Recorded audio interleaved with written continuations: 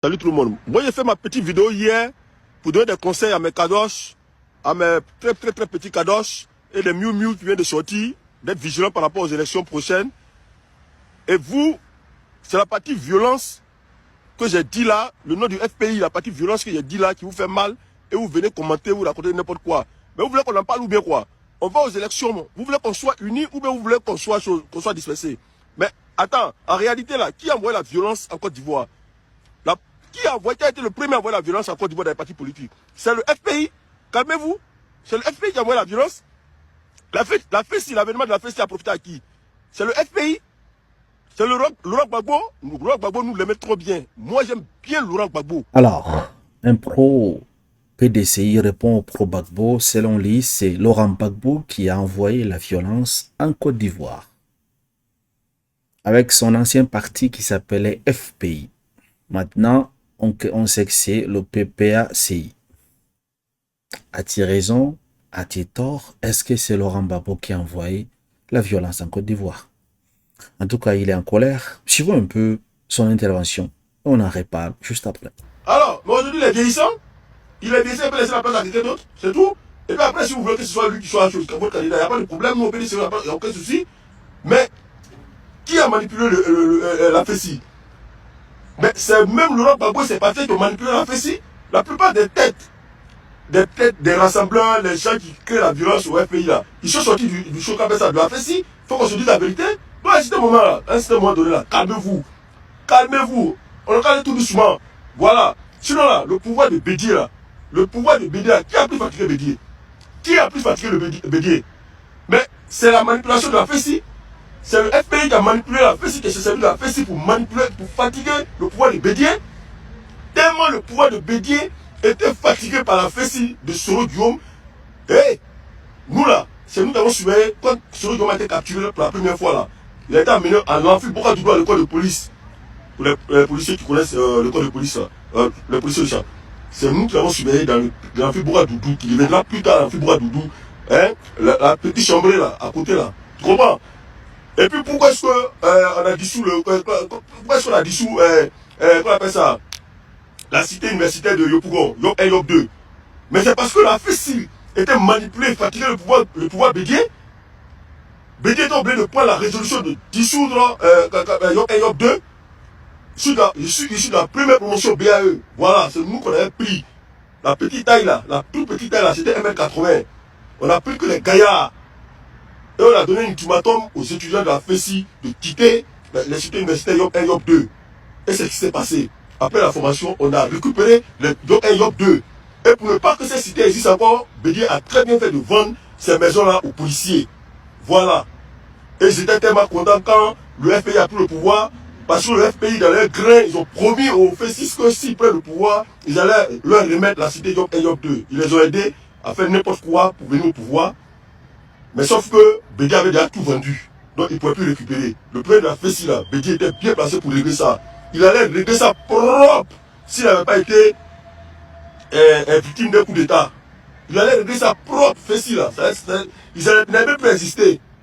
Vous emmerdez les gens, vous apprenez la violence, on parle, et vous voulez apprendre aux gens. Le RDR, on n'a pas dit que le RDR n'est pas violent, mais c'est parce que vous avez envoyé la violence sur le RDR là. Eux aussi sont venus se joindre à vous pour vous montrer qu'ils sont 2 fois pas bien que vous. Et puis on est resté dans ça. De violence en violence, et puis on est dedans. Sinon le PD c'est le parti de paix. C'est le parti de paix. Alors quand je respecte, arrêtez vos paroles guerrières là, vous ne pouvez pas expliquer, vous ne pouvez même pas faire. Et vous ne pouvez rien créer ici. Vous ne pouvez rien créer ici. Voilà. On est tous souvent on se connaît. Vous parlez là. Pendant la crise post-électorale, on était tous à Abidjan là. Les gens de la FESI n'étaient pas armés. Ils n'avaient pas de PA, ils n'avaient pas de Kalachnikov. Dans les maquis, ils sautaient les PA comme des policiers. Tous les policiers le savent ici. Tous les policiers militaires généraux le savent, ils avaient les PA. Qui leur a distribué les PA là? Même le Goudé même là, il respectait plus, il accordait plus d'importance aux gens de la FESI même que les militaires policiers généraux. Alors, donc le cas se calmer là. Alors, chers amis, vous venez de nous suivre. Il y a l'intervention de ce pro-PDCiste de Tidjane Tian, où il a expliqué, non, que c'est Laurent Gbagbo qui a amené la violence en Côte d'Ivoire. Et il a raison, en fait. C'est pas un mensonge colporté de nulle part. Il a raison. Tout est expliqué, au fait, et personne ne peut nier dans l'histoire. C'est ce qui s'est passé. Donc, vous, les pro-Gbagbo, il faut vous calmer, au fait. Personne ne veut empêcher le candidat Gbagbo à se représenter au pouvoir s'il veut, au fait. Mais comme il a dit, Gbagbo est déjà fatigué. Tous les Ivoiriens aiment Gbagbo, hein. Mais il est fatigué, au fait. À un moment donné, il faut que Gbagbo choisisse une personne qui va le remplacer. C'est comme ça, il faut qu'il fasse comme Nelson Mandela. C'est ça. Lorsqu'on est fatigué, lorsqu'on a déjà gouverné par le passé et on n'a rien fait, on doit laisser la place aux autres, au fait.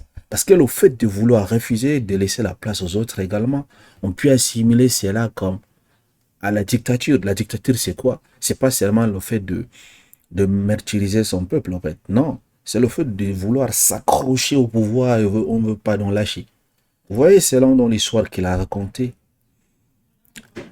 C'est même qui ont alimenté la fessée en armes dans des différentes crises, partant donc de la déstabilisation du pouvoir des Bédier jusqu'aux crises post-électorales que nous connaissons tous. C'est le FPI, au fait, de Laurent Gbagbo. Il a raison, en fait. Donc, à un moment donné, il faut que les pro-Gbagbo, là, il faut laisser de faire, de vouloir montrer que vous êtes violent, de critiquer les Ivoiriens, de vouloir différencier les Ivoiriens. Il faut laisser ça, en fait. C'est pas bien. Vous dites tel Ivoirien, il est sénégalais. L'autre Ivoirien, il n'est pas d'origine. Tel Ivoirien, il est burkinabé. À la fin, c'est quoi ça? Moi, je pense que les élections se sont faites. Vous avez un programme. Par exemple, le PPAC a un programme. Vous présentez votre programme aux Ivoiriens. Et nous partons aux élections. Tidjane Thiam, la même chose. Qui vous accusez d'être un Sénégalais. Il présente son programme au peuple ivoirien. Maintenant, c'est en fonction du programme de chaque candidat que le peuple va décider. Ce n'est pas ni à Gbagbo, ni au pro-Gbagbo, ni au pro-PDCiste, ni au pro-Alassane Ouattara qui va décider qui va être président de la République. C'est le peuple, en fait. C'est moi et vous. Donc, à un moment donné, il faut laisser de chanter au fait tel ne va jamais être président, tel ne va jamais être président. Vous dites ça. Et lorsque si le peuple décide que c'est Tidjane Thiam qui sera le futur président de la Côte d'Ivoire, vous allez faire comment?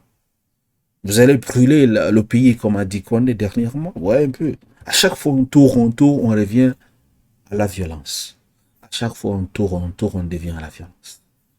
Donc, je pense qu'à un moment donné, il faut accepter la vérité. C'est d'être focus sur un but, en fait. Qu'est-ce que nous voulons? Nous voulons brûler la Côte d'Ivoire ou bien nous voulons le bien de la Côte d'Ivoire? C'est ce qu'il faut voir. Sur ce coup-là, moi, je suis à 100% avec M. Michel. Il a raison. Il a absolument raison dans tout ce qu'il vient de dire. Il n'a rien inventé. Tout est vrai, en fait.